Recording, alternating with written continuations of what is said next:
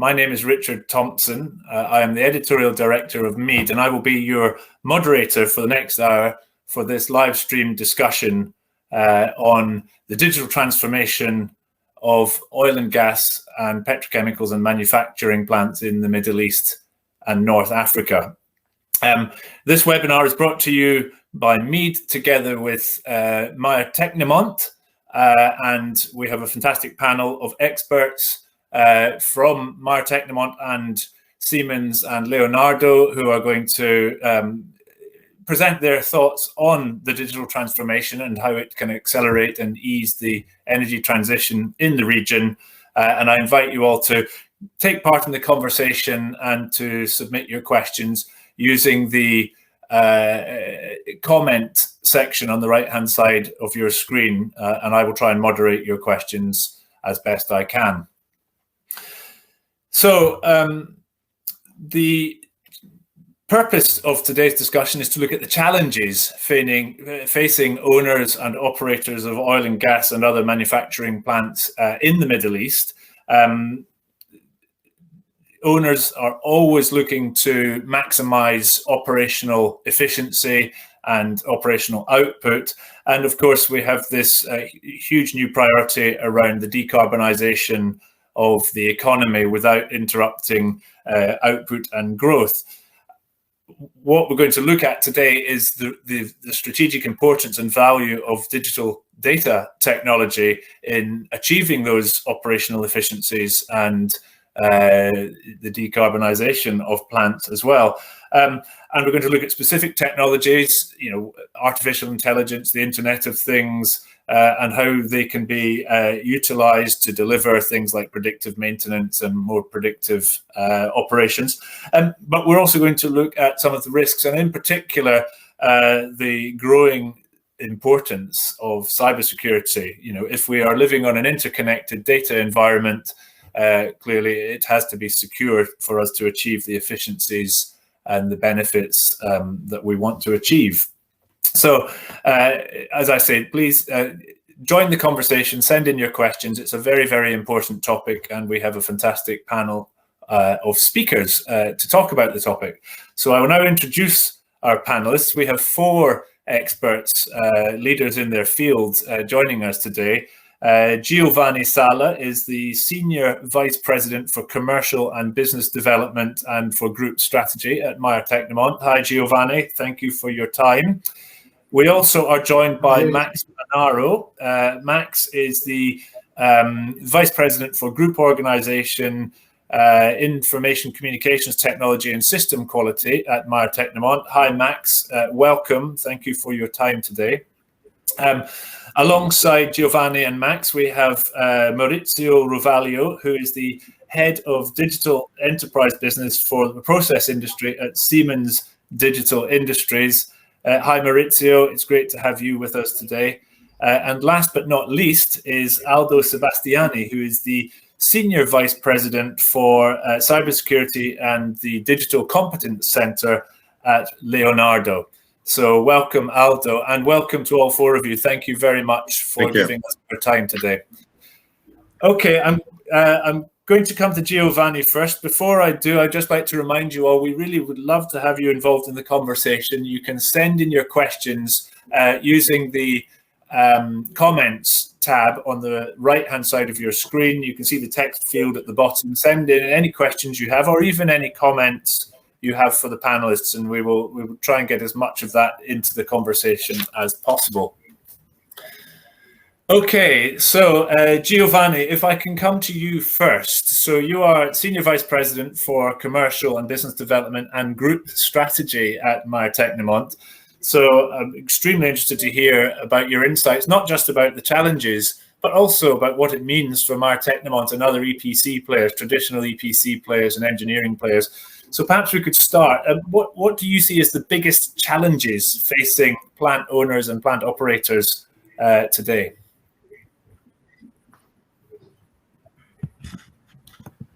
Thank you, Richard. Thank you for, first of all, for hosting us in our webinar. I mean, I do believe that our target today is to contribute to give content on all the rhetorics we are listening every day about digitalization and perhaps the energy transition. So, as a matter of fact, the owner operator has to manage a different business model that is imposed by an historical discontinuity in our world, that is the energy transition. So, how to do it? How to be different? How to create a value in a totally new environment? For sure, we need to, it is the easiest things, to enjoy what is the massive data management and computing power that our device has. And that's a need that imposes us to be digital or to be natively digital. When we are not talking about investment or revamping or change, let's say, the paradigm of the production, we need to be natively digital. We cannot be with the new plants, with the new installation, without taking into account what the industries of the digitalization offer us. The other point that the owner and the operator has to manage. This discontinuity will bring the production units not to be designed on a steady state condition. They will be more effective to the transient steady condition. When I was a young chemical engineering in the university, we were always taught on the economy of the scale, to have a plant that has to run on the steady condition, to minimize the maintenance, to minimize, let's say, the wearing of the components of the critical equipment. Now the energy transition needs on something definitely that is more steady. Our Earth rotates every day. So this is no more something that we can enjoy just plugging in the networks. We need to manage it in a different way. So that's impose a more complex digital system and computerized system that can manage it. Last but not the least, to do that, obviously we need to understand that the new products has to have a kind of green stick on it. And to sell the green stick in a different cluster of macroeconomy that is now developing the world, you are hearing every day about taxonomy in the European Union, about US authorities that are now changing the paradigm of the energy in USA. And China is even moving towards a different economy in such a massive market. How to certify the quality of your product that can enter the border of the cluster that now the world is creating. It's not more a matter to have a credit card that somebody can certify the transition, just moving the data from one book to the other. You have something that to be shared. So you need to enter in a kind of blockchain environment that all the data on the feedstock, the certification of the feedstock, as well as the certification of taking, has to be considered compliant with the taxonomy that is in European Union, or in USA, or in China, or in Japan. So that's need to deal with a different feedstock. Last but not the least, the feedstock will no more oil and gas. The feedstock will be waste. Waste, sometimes we are reading, is the oil of the future.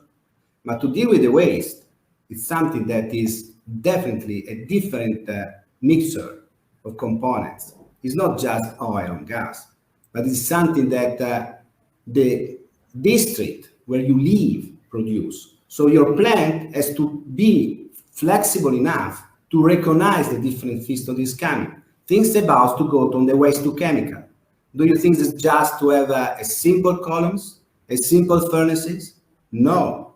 There is something that has to recognize the complexity of the feedstock of the waste, to go through, let's say, the furnaces and the pyrolysis, and then the classical units for the production.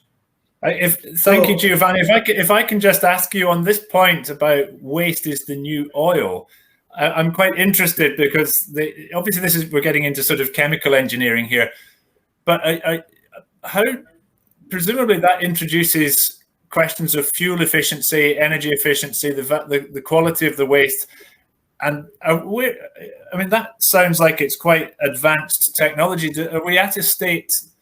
Are we ready to do that today? I mean, Richard, I spent part of my career in Japan, and the waste to chemical was something that was in Chiba factory since long time ago. There are nothing new under the sun in terms of chemistry, in terms of pyrolysis, in terms of understanding how to manage the thermodynamics and the kinetics in, let's say, dismantling the products and getting the pyrolysis oil that they can enter again in a furnace and the cracker. The issue that nowadays our society has to do is to link the dots, because one thing, if you live in a district that can produce the kind of waste well, let's say, certified, and the totally classification of the waste that can easily managed by the plants. So I mean, you are not buying a washing machine. The washing machine, you don't even think. You buy it, and then it's just a matter to put inside something, you get something outside. This kind of plant is not a washing machine. It has to be tailored to the district where you live. To live in Abu Dhabi is different than to live, I don't know, in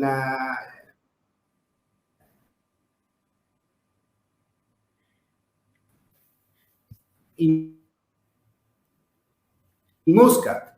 The kind of waste could be different, cannot Middle a unique discontinuous. It's becoming an area where they are consuming, and that become an area that are entering in the energy transition in a different way, in a different, starting to recycle.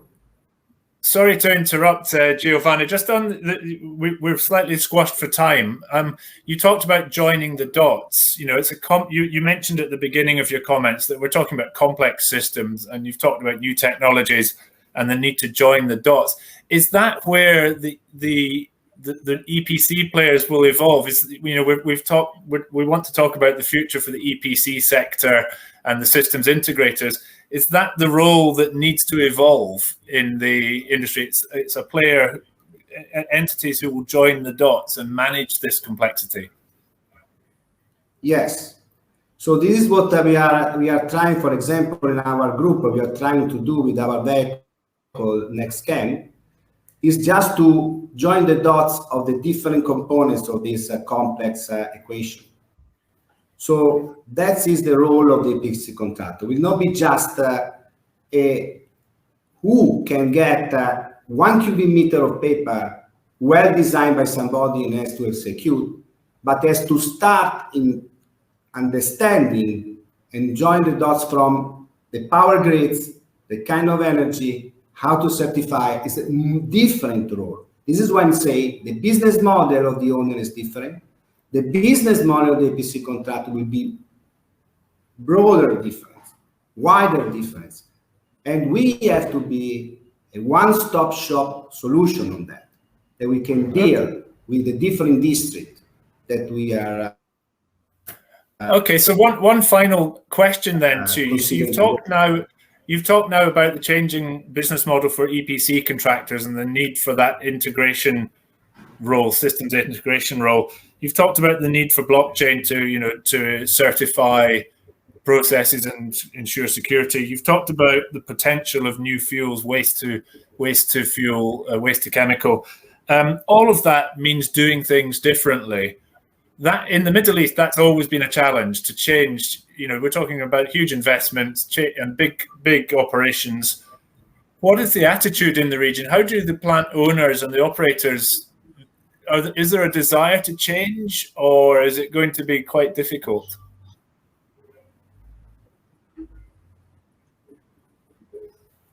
We are experiencing a really a revolution. I mean, from my point of view, in the Middle East, we saw what is doing ADNOC in terms of new vision.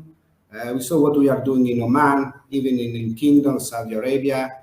They are really repositioning themselves. They recognize that they have a span of time to change their business model. They will not boil oil to fuel. Oil to fuel will not. It exists for a very period of time. The precious of the oil, because remain precious resources, has to be dedicated to the petrochemical. Oil has to go to petrochemical. But the meaning, that the possibility to move toward hydrogen, sustainable ammonia as a new vehicle for the energy, we already experience it in Oman, in Abu Dhabi, in Kingdom. They are moving because they can enjoy, obviously, energy, renewable energy.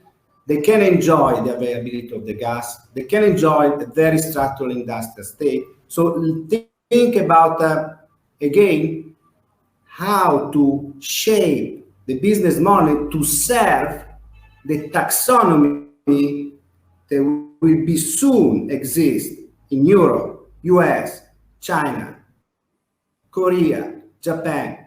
Japan is who is now creating the market for the blue ammonia, the green ammonia, because they want to go to an hybrid scheme of feeding the coal-based power plant. So now the biggest market for the blue and green ammonia is Japan. But you need to certify it. Again, how to serve this first market. But very soon, there will be Europe. Why I need to import that ammonia that has to be sure that is a green label or the blue label or a turquoise label, because also nuclear power can be even considered. Okay, Giovanni, thank you very much. I'm going to step in there because I want to bring all the cluster of taxonomies that we will see very soon in the world. Fantastic. Thank you very much, Giovanni. Now, there's a lot of content. If you have questions for Giovanni on any of these issues, and I know that certainly green hydrogen and the potential of the hydrogen market is a huge topic for the region, so use the comments box on the right-hand side of your screen to send in any questions for Giovanni or any of our other panelists. So thank you, Giovanni, for your comment. I want now to move to Max Panaro. So Max Panaro is the Vice President for Group Organization, ICT and System Quality at Maire Tecnimont. Max, thank you very much for your time today. We've heard from Giovanni, you know, the potential, the opportunities, and also the transition that we're going through. What do you think industrial plants are going to look like if we sort of look 20 years, 30 years ahead? What is it going to look like? How is it going to be different than what we have today? Well, thank you, Richard. And of course, thanks to MEED for hosting such an interesting event. And actually, thank you very much for the opportunity to answer this question. In fact, the question of what will the industrial plants will look like in 20 or 30 years is a great one. I will start from the next 10 one, okay? Our knowledgeable audience knows that the plants in the next 10 years will be different. The next plants that we will build, realize in the next 10 years will at the same time be, as Giovanni said, natively digital, that's for sure. And second point, they will be designed in green color. There will not be blueprints, there will be green prints. These two mega trends for some players are considered mega threats, if I may use this. But as Giovanni has clearly depicted, we share with our clients and our partners a different perspective. Maire Tecnimont is proposing the concept of next plant. as the vision that we want to pose to the market to leverage the green on one side and the digital transition to make, design, build industrial plants that are more efficient, more resilient, and more profitable. The point, Richard, I would say, is Maire Tecnimont has this next plant approach with the design to target to meet the expectation to have an OPEX efficiency in the range of 30% by 2030, in 10 years. Of course, while matching the needs of the energy transition, as Giovanni was describing. Sorry, Max, if I can just ask, so you are saying that the owners and operators can achieve 30% efficiencies within a decade, so they're wasting 30% at the moment, or there is 30% inefficiency today. Is that what you are saying? I would say that there is no magic formula, no? I mean, it's not to download an app from the app stores. So it's not something that you can just realize on one day, but there is, and I come back to one of your points that you asked, Giovanni, it's the conventional, I would say, traditional work of cooperation between a client with an industrial view, a reliable contractor that orchestrate the contribution of the best partners in order to design these future-proof industrial plants. If you are interested, if our guests are interested, we might elaborate on how do we get there. Well, that was exactly what I was going to ask you, Max. So, 30%, that's a huge saving. How do we do that? I mean, is it through predictive maintenance? Is it through using robots instead of people? How do you make that level of saving? Of course, Richard, this is every plant and every owner have different characteristics, different priorities. So I will elaborate on some of the general drivers that then are mixed in a different proportion, case by case. Okay. Well, first of all, in coherence with the carbon emission reduction objectives that the global policymakers are putting in our agenda, all the technological players and the equipment manufacturers are committed to a strong reduction of the energy utilization. And we all know that energy utilization is a cost.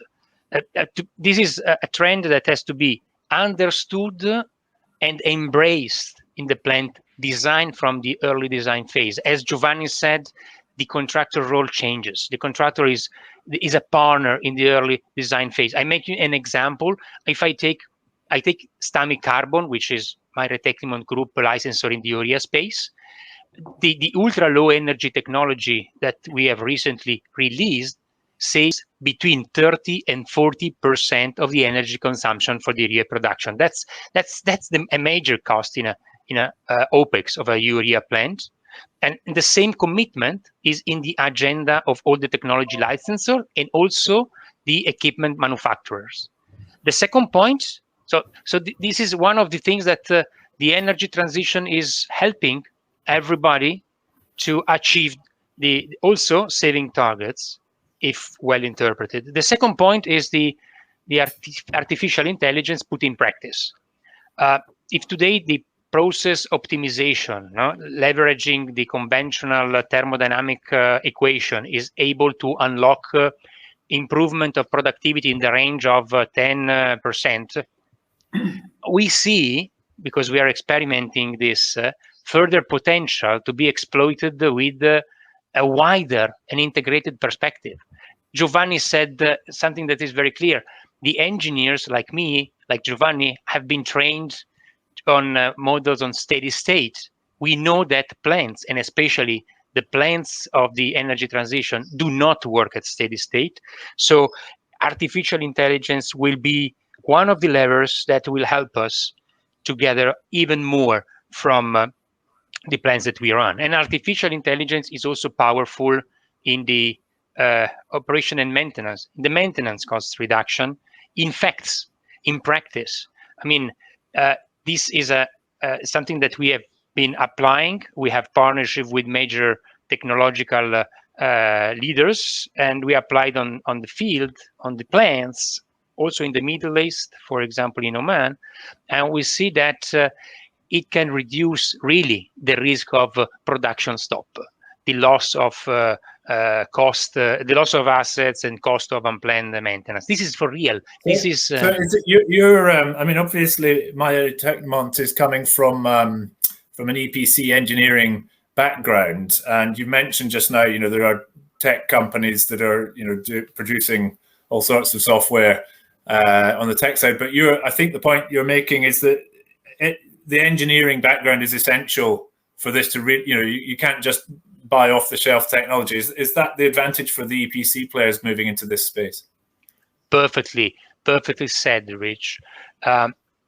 We feel that the role of the integrator of an EPC doesn't change in itself, no? But it evolves. There is a transformation because the connecting of the dots is what the EPC contractor has always done in the past. Now, the EPC contractor has the duty and the privilege to connect both physical and digital dots on one side. Yeah, so just one quick question, Max. I'm conscious of time, so I'm sorry to interrupt. What's the difference between, so if the EPC contractor moves into this integrator space, the digital integration space, but traditionally, once the EPC job is finished, you hand over to the owner or the operator. The operator does the facilities operation. What is the difference between the operator and the systems integrator? Is that not the same thing? No, I wouldn't say so. I would say that the asset operator, the asset owner, is a different industrial model. But what also Giovanni said, and I'm fully in line with Giovanni, the relation between the asset owner and the operator and the EPC contractor change because it's crucial that EPC contractor works earlier together with the asset owner, and it is crucial that the EPC contractor follows up later with the asset owner. But having the role of the partner of the asset owner, co-designing and continuously improving an asset that is run by an asset owner. Of course, then there can be a role in supporting the asset owner to run the plant, okay? Because when you have the digital lever, for example, we can support our clients in understanding how to better run the plant, because the plant is hyper connected. We will see with Mr. Rovaglio how important is that the plant is hyper connected through wireless 5G infrastructure, so that things can talk to things can provide information for artificial intelligence, and also a player like the system integrator or the EPC contractor can support the asset owner to optimize the operation. And this Fantastic. is happening. I'm going to jump in there, Max. Thank you very much. I want to bring in Maurizio now, but if anyone has any questions, we have some questions that have come in already, and I will get to those once we've been around the panelists. But please, if you have questions from Max or Giovanni or any of the other panelists, use the box on the right-hand side of your screen to send in those questions, and we will get to those towards the end. Okay, thank you very much, Max. I want to bring in Maurizio Rovaglio to join the conversation. Now, Maurizio is the head of digital enterprises for the process industry at Siemens Digital Industries. Maurizio, welcome. Thank you very much for being with us today. So we've heard about from Giovanni the challenges and the opportunities, and we've heard from Max about the sort of timeline and the potential savings and efficiencies. What are the key technologies, in your opinion, that we need to have installed deliver this transformation? Giovanni mentioned blockchain, for example. Max mentioned artificial intelligence. What do you think is key to all of this, Maurizio? First of all, thank you, Richard. Good morning or good afternoon, everyone, and thank you for inviting me to this webinar. Let me start from a point where, I think everybody is really sensible today. The pandemic period we are crossing, on top of the enormous pains inflicted to all the global community and the big difficulty it has generated for the different type of business, I believe it has also pushed some different type of scenario of innovation, introducing a new relevant economic opportunity, as actually we are mentioning. All the transition in terms of digital, in terms of green and so on, are in some way have been already boosted by this type of this difficult period. In this sense, all those business strongly linked to the digital innovation model, they got a kind, as I say, boost in order to maintain the creation of value, intact, even in this type of physically limited, connection and world.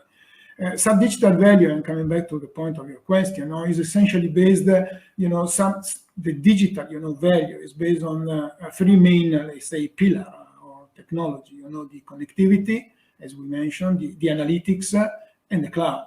So which can be translated in other words, in the capacity, to collect the data, to extract, as we mentioned, value and information from the data, and actually to have available this type of data, the information, anytime, anywhere. So the COVID-19 has reinforced the potential of this technology and what means to be able, to move data, and extract and generate value from them. In particular, we mentioned, the connectivity, so the 5G, and the 5G appear today as a new revolution in communication and connectivity. Just a couple of numbers. It's going to be 100 times faster than 4G, and it's going to be 200 times lower in terms of latency. So it allowed to take, the digital economy to a further new level of connectivity and integration, and filling those gaps and need that has not found yet a complete answer.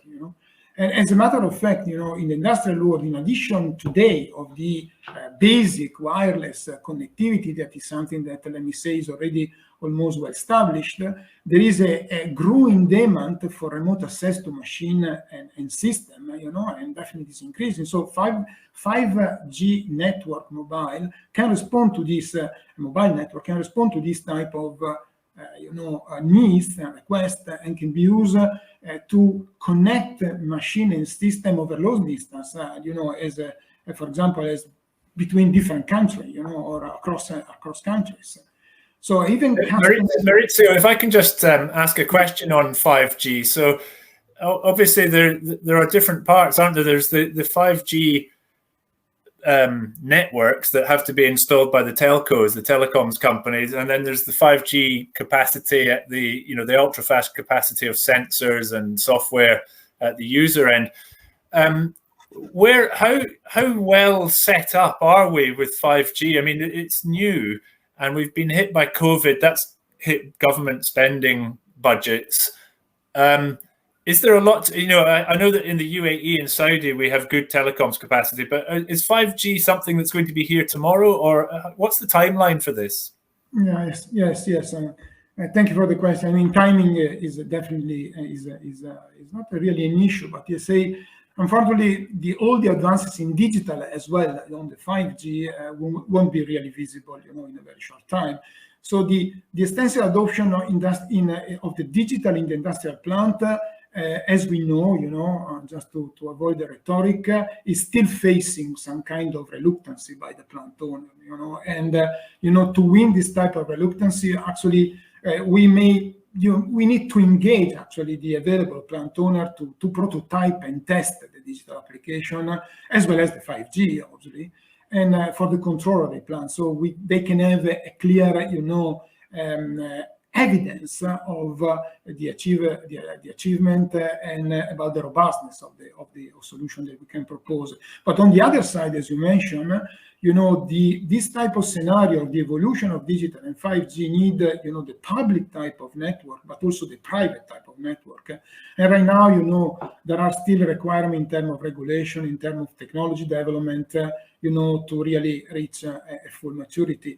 However, some steps are done along the way. For example, there are already available on the market routers that are able to connect 4G and 5G in a kind of integration of public and private network on both, the type of the generation. And by the way, let's mention that, is expected, from the analyst that, anyway, the world is moving, and by the end of this year, more than 500 million, devices will be already connected in 5G. So, we are anyway moving along that path. Okay, and then so you talked there about the owners investing in digital, and there's some reluctance, but presumably that is changing. You talked about the need for the sort of public networks, the data infrastructure. What about skills? So obviously you can have the technology, you can have the infrastructure, but the data skills, the digital skills are different to traditional skills. Have we got a deficit in that area? And what do we need to do to fix that? Yeah, I mean, it's not really a deficit. Actually, it's an evolution. As Max was mentioning, it's always an evolution. Using the digital. Looking to the evolution of digital application, we are really looking to the digital worker of the future, and actually we are looking to the growth of the remote assistance, by excellence center. Essentially, we are trying, to connect the world or to connect the dots, as we mentioned, even at a long distance. For example, when carrying out, maintenance or inspection of an equipment, the field operator today, and in the future, more with the 5G, using a tablet or wearing an augmented reality device can be assisted through the overlay of instructor and checklist, guiding the operation to be performed, or whenever is needed for a more expertise presence, an expert located remotely can assist the field operator and vocally or visually, interacting through the augmented reality scenario. And this type of technology or application can be even used, to train the operator offline on normal or abnormal type of procedures and process conditions. Okay, thank you very much, Maurizio. If anybody has questions for Maurizio, please use the panel on the right-hand side to send in your questions. I want to bring in our final panelist of today. So Aldo Sebastiani is the Senior Vice President for Cybersecurity and for the Digital Competence Center at Leonardo. Welcome, Aldo. Thank you very much for being with us, and thank you for your patience. You've sat quietly for 40 minutes there, so that's very kind of you. Now, none of this would be achievable without, obviously, a secure data infrastructure. So cybersecurity must be kind of front and center of people's minds. Let's look at the risks. What are the risks for having this interconnected digital infrastructure? And then how seriously are owners taking cybersecurity? Okay.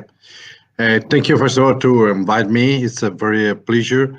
And nowadays, as our panelists already told before, a digital journey is a data-driven process. And this data-driven process, the interconnection of infrastructure, digital plant, and so on, need of cybersecurity, element of sustainability, because we alert so much the surface attack of this system, and we have to protect this factor. As usual, the stream is a tree. That is technology, because as you know, the plant and the current plant, the industrial plant, and all this stuff has a lot of legacy in terms of technology.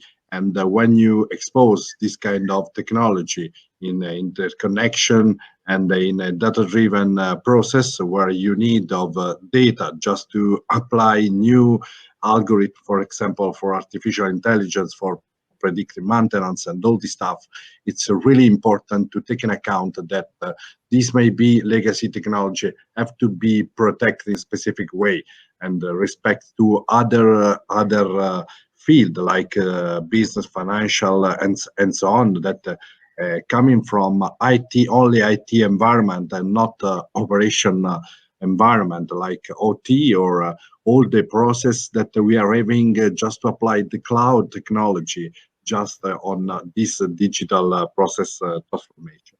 So this is a very important point related to technology that we have to take in account related to cybersecurity, but also the other stream that is the process, because the process change in a very deep way internally to the industrial plant just to follow a data-driven process. And also this process have to need to be updated in terms of cybersecurity, taking consideration cybersecurity for several aspects.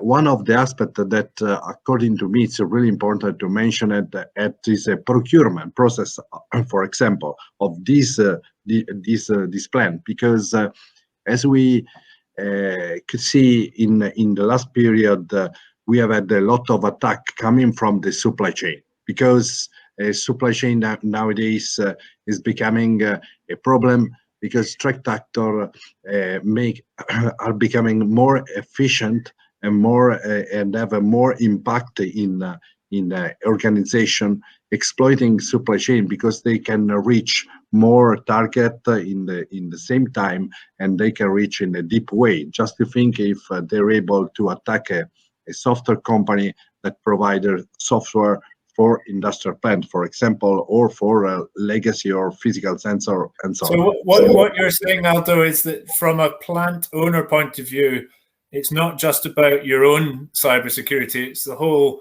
ecosystem of your supply chain and everyone who's feeding in. So you have to think holistically. Absolutely. So technology, first of all, and all the industrial plant with the cybersecurity, security by design inside, just to solve problem in terms of technology, the process, and also the people, because the other point is have to be increased through the time, the awareness of the people, the training to the people just to use this new digital plan, but also people just to have to be capable to protect this system, and to have all the instrument tools just to do that. We heard from Giovanni, he mentioned blockchain, and then generally we're seeing a lot more services going into the cloud. So are cloud-based services and blockchain, are these much more secure? And I'm thinking more about cloud than blockchain. Is cloud as secure as in situ security? But as I told before, the cloud is another part that is adding to the ecosystem, because so far maybe we had IT element and OT element not interconnected. Now we have IT, OT, and cloud, that they are over-connected through them, and the attack can come from the cloud and cloud functionality and so on from IT. So the problem is not the cloud itself or IT itself or T itself, but the problem is have to be capable to have a situation awareness of all the chain, and they have to be capable to detect at that level a possible attack in the ecosystem. So this is important. This is the reason, because also with Tecnimont, Leonardo, and so on, is start the partnership to start with the security by design, and to take in consideration from the beginning in this plan all these aspects in a cross-functional way. Okay, and then one final question from me. You've talked about a holistic change of mindset, and Max and Giovanni, and in fact Maurizio, everybody has talked about this. So the question in my mind is, how ready are the owners and operators in the Middle East to make this change? You know, what is the mindset that you are experiencing, or the attitudes that you are experiencing in the Middle East region from plant owners? Are people aware of how important this is and what they need to do? And people is aware, but have to overcome the resistance of current organization to the digital transformation in term of also security. So this is a big point. And like in the other country, a big problem is the skill gap. This is one of the big problem nowadays, because just to apply all this stuff. So from one side, skill gap to design and to provide functional and industrial solution, but also to manage it in terms of cybersecurity. So what where to invest also is in the training, awareness, and system, also to exercise the possibility to manage a cyber attack, because nowadays, as all people know, it's not a problem to suffer of a cyber attack or to receive a cyber attack, but the problem is to manage in the correct way, and have to be ready. So people have to be trained from the beginning with the cyber attack, have an assessment of the plant, and have a clear picture of the plant, what they have to do in terms of technology, process, and so on. And in the time of attack, they have to execute. We cannot to. So this is like a traditional fire drill, but for a cyber attack. Yeah. And, exactly. and do people do that? Is that something? I mean, I've never heard of cyber drills or cyber attack drills. Are people doing that today, or is this something that people have to start thinking about right now? But this is another big problem. Is a culture, and it's better to call it attitude to think that the attack is always in place, because the threat actor can be inside the system in any time, and apply techniques like threat hunting that permit to search and to monitoring and to detect and to make in proactive way a lot of technique of security to find and to prevent the attack itself, but also the cultural mind that manage a cyber attack is a normal activity, is not extraordinary activity. And so people have to be ready to make all the step of the process of cyber attack without no panic and no critical situation and so on. And this will make the difference in the next future, just in terms of cybersecurity, because where we have people ready to execute and to be prepared to manage this kind of stuff, the attack have a little impact. In the other case, we have a lot of problem, because we lose a lot of time before to be active and to be efficient in the management of the attack itself. Fantastic. Well, thank you very much, Aldo, for your comment. I'm going to open up the conversation now to questions for the panelists. We have several questions that have come in already, but with 15 minutes to go, if you have further, or 10 minutes to go, if you have further questions, please send them in now, and we will get them into the conversation. Giovanni, I want to come to you first. We have a question here from Amit, and he says, how challenging is it going to be for you as an EPC to make this shift to deliver the future industrial plants? You know, how big a challenge is that from a corporate strategy point of view? Thank you, Richard. I will start from what Aldo was saying before. The first challenge for us is the people. You know, we have a unique opportunity, a unique privilege. We are writing a new book. And the people sometimes are scared about the white piece of paper. So what I'm the first challenging is to retrain our people in our industries with the new paradigm. So I'm spending a lot of my time convinced the structure to move, to change, to evolve. Because there are no return on our decision. No return. can come from the states, can come from the Federation of States, but there are no return. Electrical vehicle, new paradigm of energy is there.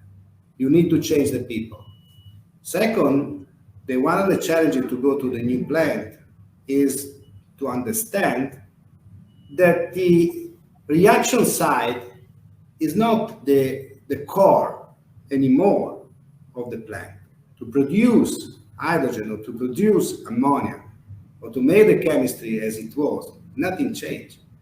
What is the big money is in dealing with electrical power. So the people can understand that to build a 3,000 per day ammonia plant, that is a standard plant in our industries for fertilizer or for any other petrochemical uses. If you start with the grid for electricity and get hydrogen for the water, is 1.6 gigawatt. 1.6 gigawatt is the power that now a city like Milan is absorbing to the national grid.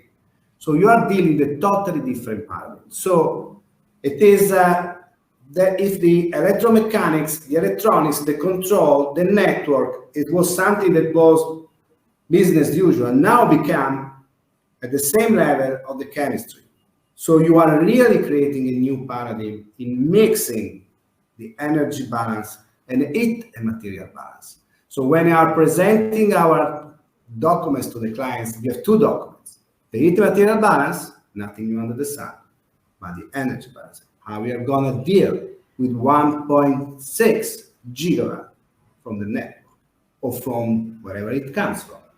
So that is the paradigm. The last but not the least, the new kind could not be Middle East, because Middle East obviously enjoy let's say, unique position there. But in the other countries, for sure, the economy scale is something that is becoming a little bit not the ruling condition. We will move through economy. There will be a distributed plans, because it's more again relevant to the district. So you need to deal with the district and be more local. Then we will see in US, we will see in Europe, we will see perhaps in Asia. Middle East enjoy the point to be a big hub to serve the new kind of energy in the new forms for such a big consumer that are listed. Not to forget that we have 5 billion people that still don't have electricity. So we need to also deal with that, because we are South America, we are Africa, with the area, they are still rural, they need to have, to access what we are enjoying today. So also that is a new market, enormous market that we are trying to understand how to involve in our growth in our market. Okay. Again, thank you, Giovanni. Sorry to interrupt. I have a few more questions, so I'm going to push on with the questions. I have one here on cybersecurity for Aldo. So this is from William. Aldo, does the integration of 5G in a plant pose a significant cybersecurity challenge? How serious is the threat of, this is the same question, how serious is the threat of an attack on industrial control system? So I guess that sort of follows on from your point. This is a very good question, because 5G means interconnection, first of all, and IoT world, because when you have a 5G, you have the possibility to connect all the world of machine to machine in industrial plant. So you again have a new surface attack that you will expose in this scenario. And when you have all this point, interconnection, machine to machine environment, that also means a lot of new technology in terms of application. That means that the cybersecurity again is another big point to solve and to put in place. How is possible to do that? From one specific point, for example, machine to machine, means that all these devices that before have no functionality of security because they didn't think to be connected and to be connected in the large bandwidth have to be make secure by design, and to have the design, the sensor, and all the stuff that have already embedded the capability in the for security. And this is the first point. In terms of communication, so a large new bandwidth and so on means new services, and so again impact the complete ecosystem. So from this point of view, we have to move some of functionality of cybersecurity, not only in the old process, but in the new process that so far didn't impact in any way. So you have to redesign all the architecture of cybersecurity to manage this new complex scenario. Okay, thank you very much. And so I guess that brings in the feed part of the process as well, but that's maybe for another day, that conversation. I have a question here, Giovanni. I'm going to put this to you. It's from Andrea. She says, are clients directly requesting this transition in their contracts, or does it have to come from the EPC contractors proposing these new solutions? You know, what's driving the transformation? Is it clients or contractors? No, I would say both. As we can be influencer. So I told to my people is the time that we have to be influencer, and we can drive the transformation, and we can educate the clients. But there are times they already recognize it. You can already read in the tender documents, let's say blue book documents, clients that are require advanced digitalization, twin digitals, or cybersecurity, how we can assure the cybersecurity suite inside the plants. And so this is something that the culture is growing. But in the same time, we want to be influencer and educate and move and push our industry to evolve. Because I truly believe if I compare our industry with the automobile industry or aeronautic industries, we are far beyond what the other, let's say, peers in the industrial side are doing today. Okay, so, okay. Thank you, Giovanni. I'm going to push on to another question for Maurizio. Maurizio, this question comes from Mohammed. How soon can we equip the labor, the workforce, to use technologies such as, you know, machine learning and predictive maintenance? You know, how fast can we upscale? You know, how fast? Again, I mean, I'm coming to the point that has been already mentioned by the other speakers. You know, it's a question of, first of all, your people, you know, of training the people, and actually to, as we mentioned in before, you know, to win there is some reluctancy of the people. In terms of technology, we are already there. Today, there is an evolution of this technology. I mean, the technology, let me say, is ready. The technology is available. Actually, we are moving this type of technology to be even better and faster because, I mean, with the 5G, that will be improved. But as we mentioned, it is a matter of time rather than, I mean, matter of time, not really with technology constraint today, but with a mindset evolution of people and mindset evolution of the plant owner. So technology wise, we are ready. Technology is always moving and improving. 5G is a proof, but you know, still there is some reluctance to win and some mindset to, you know, to form on that side. Okay, thank you. Now, final question from Max. This is actually from two people, Belen and Samir. So I'm going to merge these questions. Max, in this 30% saving of efficiency by 2030, what is going to be the breakthrough moment? When, you know, what is going to be that turning point where we know we're on the right track and it's going to get us there? Is it 5G? Is it cybersecurity? You know, is it skills? What's the key thing? I think that the moment is now. Time is now.